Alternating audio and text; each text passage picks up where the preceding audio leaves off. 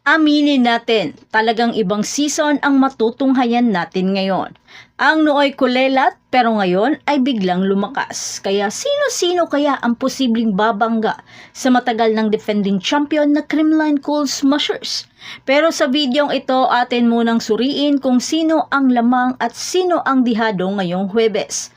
Ang Choco Mucho o ang Signal HD Spikers? Ikaw, sino sa tingin mo? Pero bago pa man ang lahat, huwag mo namang kalimutang mag-subscribe at i-spike ang notification bell para lagi kang updated sa mga valuable ganap. As of March 11, 2024, nangunguna ang Petrogas Angels sa team standing na may 3 panalo at 1 talong record at may 10 puntos.